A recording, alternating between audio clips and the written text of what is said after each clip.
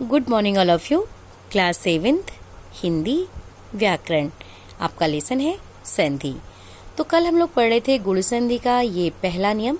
तो चलिए आज हम पढ़ेंगे इसका दूसरा नियम। तो देखिए, यदि अ या अ के बाद उ या उ आए तो दोनों के मिलने से ओ हो जाता है। देखिए इसमें बता रहे हैं कि यदि छोटा अ या बड़ा आ के बाद छोटा उ या बड़ा उ आए तो दोनों के मिलने से ओ हो जाता है। तो कहने का मतलब है कि पहले शब्द का अंतिम वर्ण छोटा आ आए या बड़ा आ आए, दूसरे शब्द का प्रथम वर्ण छोटा उ आए या बड़ा उ आए तो दोनों मिलके ओ हो जाएगा। तो देखिए शब्द है विवाहोत्सव। जैसे विवाहोत्सव शब्द है, जब हम इसका संधि विच्छेद करेंगे तो हो जाएगा विवाह धन उत्सव। हम आपको बताए थे कि जब भी हम संधि विच्छेद करते हैं तो ऐसे शब्दों को हम अलग अलग करते हैं जैसे दोनों शब्दों का अर्थ निकले। सार्थक शब्दों को ही हम अलग अलग करते हैं। तो देखिए विवाह, पहले शब्द का हम क्या लेते हैं? अंतिम वर्ण लेते हैं। तो विवाह है, ये हा व्यंजन वर्ण है। हा व्यंजन वर्ण है तो व्यंजन वर्ण को हम किसकी सहायता से बोलते हैं? हमेशा स्वर वर्ण की सहायता से बोलते हैं। तो इस समय हम हा को किस स्वर वर्ण की सहायता से बोल रहे हैं? छोटे आ की। तो इधर हो गया छोटा आ। तो पहले शब्द का अंतिम वर्ण छोटा आ हो गया और दूसरे शब्द का प्रथम वर्ण क्या हो गया? छोटा उ हो गया। तो देखिए छोटा आ और उ दोनों मिलके क्या बन गया? ओ। तो यहाँ हम क्या कर दिए? विवाहोत्सव।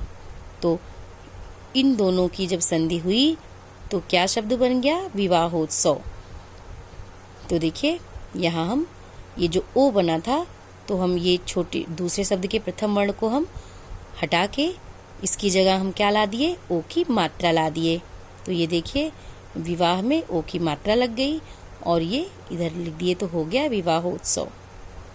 इसी तरह से और भी शब्द हैं, इसको देख लीजिएगा। लोकोक्ति है, परोपकार है। जैसे परोपकार है, इसी को देख लीजिए। परोपकार जब हम इसका संधि विच्छेद करेंगे तो हो जाएगा पर धन उपकार। तो ये पहले शब्द का अंतिम वर्ण क्या हुआ? रा है।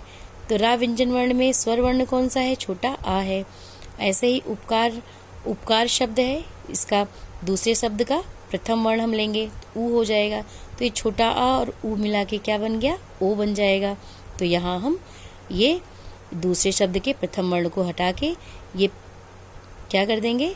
ये पहले शब्द के अंतिम वर्ण ये रा पे हम ओ की मात्रा लगा देंगे तो बन जाएगा शब्द परोपकार।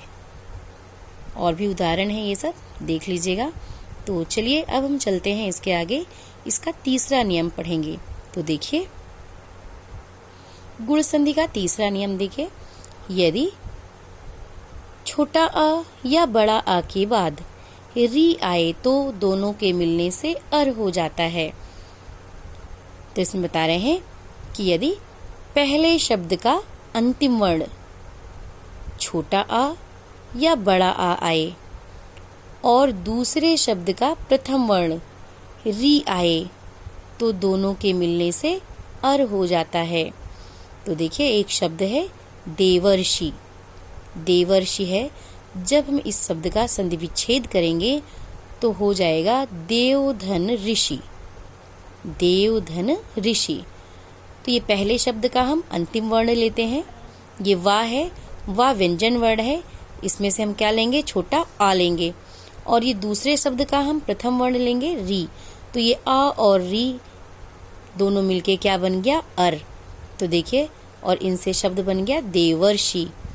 तो ये अर आ गया, री की जगह पे ये अर आ गया और शब्द बन गया देवर्षि।